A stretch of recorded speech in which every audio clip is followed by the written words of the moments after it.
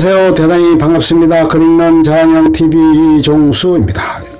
이번 시간은 1095번째 시간으로 김우창 인터뷰라는 글을 읽어드리겠습니다. 김우창 인터뷰. 김우창 82세 고려대 명예교수는 한국 지성계를 대표하는 학자 중 한 명이다. 그에 대한 찬사는 차고 넘친다. 최장집 고려대 명예교수는 김 교수를 가리켜 세계 최고 수준의 철학적 인간학자라고 했다. 작가 고종석은 한국 최고의 생존 인문학자라고 평했다. 도울 김용옥은 가슴 속 깊이 존경하는 스승이라 했고, 김호기 연세대 교수는 지식인들의 사상인가라고 수식어를 붙였다. 김호기 교수가 쓴 글의 한 대목은 이렇다. 사상가의 독자는 대중과 지식인 둘로 나눈다. 우리 사회에서 지식인들의 사상가를 한 사람 꼽으라면 그는 김우창이다.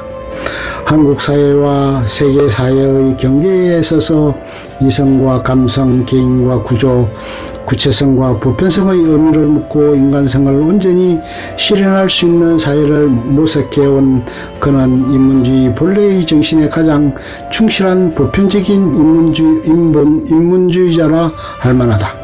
최근 좌와 우로 첨예하게 갈라진 한국 사회에서 김우창 교수만큼 광범위한 지지를 받는 인물은 드물다. 특히 지식인 사회에서 그가 가진 위상은 독보적이다. 신동아가 2019년에 결산하며 김 교수를 만난 것은 이 때문이다. 현실 세계에 굳건히 발을 내디딘 채 성찰과 변화를 요구하는 그의 메시지는 우리 정치권에 시사하는 바가 크다. 윤리와 정치. 11월 초 북악산 자락이 내려다 보이는 서울 남국동 사무실에서 김 교수와 마주 앉았다. 본격적으로 인터뷰를 시작하기 전 그는 가벼운 화제거리로 소설 정은들 이야기를 꺼냈다. 최근 작가가 마그리트 에투드에게 세계적 문학상인 부크상을 안겨준 작품이다. 우리나라에는 2020년 번역 출간될 예정이다. 그런데 김 교수는 이미 그 책을 읽고 있었다. 그가 현실에서 한 걸음 떨어진 원로가 아니라 오늘을 살아가는 지식이라는 점이 새삼 실감났다. 또 김용옥은 1980년대 초 미국 하버드대 유학 시절 방문 교수로 온 김우창 교수와 하루에 한 권씩 책을 읽는 것을 보고 깜짝 놀랐다고 말한 적이 있다. 도울은 언론 인터뷰에서 나보다 영어 실력이 낫다고 인정하는 우리나라 사람은 김우창 교수뿐이라고 밝히기도 했다. 김 교수에게 이런 이야기를 전하며 요즘도 책을 많이 읽으시냐고 물었다. 그는 여기저기서 부탁받은 글을 쓰다 보면 자연스레 읽게 된다. 하지만 하루에 한 권씩은 아니다. 라며 웃었다. 정원들도 아직 다 읽은 건 아니라고 한다. 그 소설은 어떤 내용인가? 작품 배경이 굉장히 엄격하고 윤리적인 사회다. 거기 사는 사람들은 겉으로 모두 규범을 준수하는 듯 행동한다. 하지만 속을 들여다보면 권력자들만의 비밀스러운 공간을 만들어 끼리끼리 일탈을 즐긴다. 사람의 필요와 욕망을 지나치게 억누를 때 어떤 일이 벌어지는지 보여준다. 사회에서 윤리가 필요하지만 지나치게 윤리를 강조하면 사회가 무너질 수 있다. 인간이 가진 속성이 조화롭게 유지되는 사회에 그걸 가능하게 하는 정치체제를 만들려면 어떻게 해야 하나 생각하게 하는 내용이다. 이념화된 좌파. 10월 5일 서울 서초구 서초역 인근에서 열린 검찰개혁 사법적폐 청산 집회 광경. 조국 전 법무부 장관 임명을 전후해 서울에서는 대형 찬반 집회가 여러 차례 열렸다. 김대명 동아일보 기자.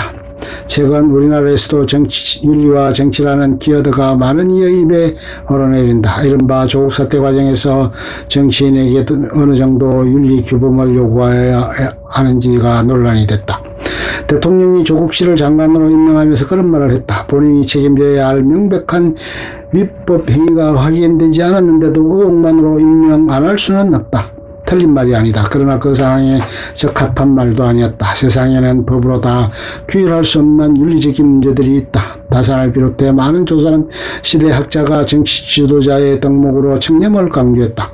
청렴하지 않다고 꼭 범죄자가 되는 건 아니지만 사람이 먹고 사는 문제를 다루는 일은 청렴해야 한다. 그것을 기대하는 사람들에게 범죄자가 아니니 문제없다고 한 건 이상했다. 윤리의식은 민주주의 기본 바탕이다.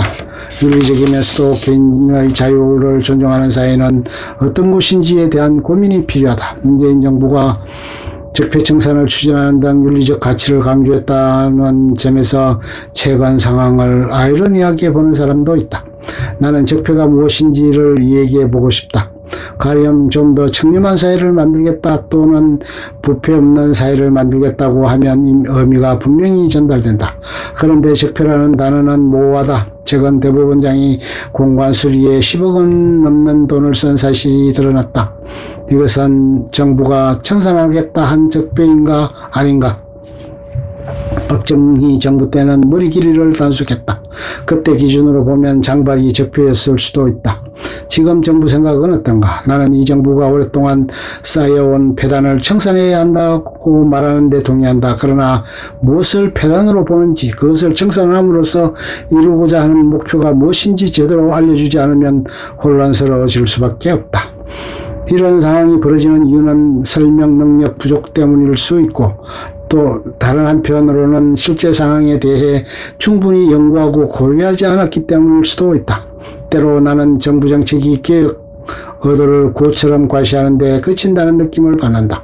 이것은 사회를 변화시키지 못하고 단지 정책 시행자의 자기만족 행위에 머무를 수 있다.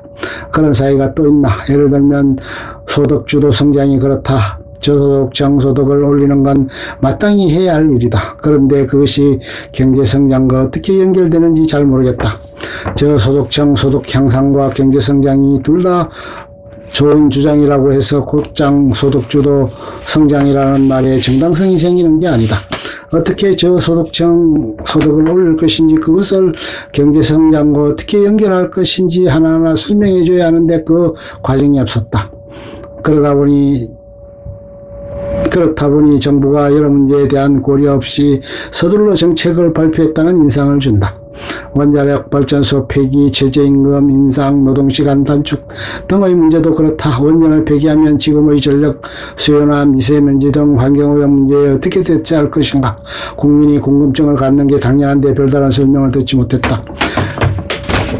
영세 자영업자가 최저임금 인상 문제로 어려움을 겪으면 어떻게 해결할 것인가 하는 부분도 그렇다. 대통령 취임사에 나온 기회는 평등하고 과정은 공정하고 결과는 정의로울 것이라는 구절은 많은 이의 마음에 울림을 줬다. 그런데 그것이 구체적 현실에 연결됐는지는 잘 모르겠다. 하나의 슬로건 또는 모토만으로 사회를 변화시킬 수 없다. 현실의 삶을 살피고 어떻게 개선할 것인지 끊임없이 고민해야 제대로 된 해법이 나온다. 그런 맥락에서 이 정부의 대정책에 대해서도 우려가 크다. 어리석은 좋은 생각, 어떤 부분이 그런가? 한일관계 얘기를 해보자. 우리와 일본 사이의 원한관계가 해소되지 않는 건 사실이다. 우리 국민 마음속에는 여전히 강제징용 위안부 문제가 깊이 자리 잡고 있다. 그것을 풀어나가자는 데 반대할 사람은 없다. 문제는 정부가 면밀한 고민과 프로그램 없이 이 문제를 대응하고 있다는 점이다. 죽창이나 의병 얘기를 하는 부분 등이 그렇다. 지금이 임진왜란 때인가? 좌파라면 현실 감각이 있어야 하는데 지금 정부 사람들은 현실을 몰라도 너무 모른다. 그런 것으로는 국민을 하나로 뭉치게 할 수 없다. 오히려 갈등을 키울 뿐이다. 당면 문제도 해결되지 않는다. 정책 담당자라면 반일을 끝까지 밀고 나갈 수 없다는 걸 인식하고 다음 단계를 고려해야 한다. 민족주의 자체를 비판하는 게 아니라 정치권이 앞장서 그런 정서를 자극하면서 그것을 국가 운영의 동력으로 삼으면 안 된다는 얘기다. 지금은 그런 게 작동되는 시대가 아니다. 정치 지도자가 단숨에 좋은 일을 이루겠다는 생각을 가지면 오히려 문제 해결이 어려워진다. 조지 W. 부시 전 미국 대통령이 이라크 민주화에 대해 자신했던 걸 떠올려보라. 그는 독재자를 죽이고 무기를 없애면 곧 민주주의가 건설될 거라고 얘기했다. 그렇게 어리석은 생각이 어디 있나? 민주주의가 완성되려면 수많은 정치적, 사회적, 문화적 변화가 필요하다. 이런 점을 간과한 부시의 어리석은 좋은 생각은 결국 문제를 악화시키고 말았다. 지금 중동 지역의 정치적 혼란에 대해 얘기하는 건가? 그렇다. IS가 세력을 확장하고 곳곳에서 지하드가 벌어지는 배경에는 이라크 사태가 있다고 본다. 한 나라를 난장판으로 만드니 주변 국가까지 혼란을 겪고 세계 전체가 그 영향을 받게 됐다. 독일 쾰른 성당은 완공되기까지 800년이 걸렸다고 한다. 그 정도 시간이라면 건물 주인이 바뀌고 처음 건설을 제안한 사람도 중요하지 않은 존재가 된다. 그 건물은 지금 누군가 한 사람을 빛내는 기념물이 아니라 공동체 전체의 자산이다. 오랜 세월에 걸쳐 명가를 이뤄낸다는 건 그런 것이다. 그 가치를 알아야 한다. 우리 정치권을 보면 당장 뭔가 이뤄내야 한다는 생각에 지나치게 전략 전술에 집착한다. 정치학자들도 그런 경향이 있다. 국제관계를 얘기하면서 반일 통미, 반중 통미 이런 말을 예사로 쓴다. 그런 게 우리 마음대로 되나? 우리 앞에 놓인 문제를 구체적으로 들여다보고 장기적인 관점에서 어떻게 해결할 것인지 숙고하는 자세가 필요하다. 끝. 좋으면 좋아요, 구독, 알림 설정 눌러주세요. 감사합니다.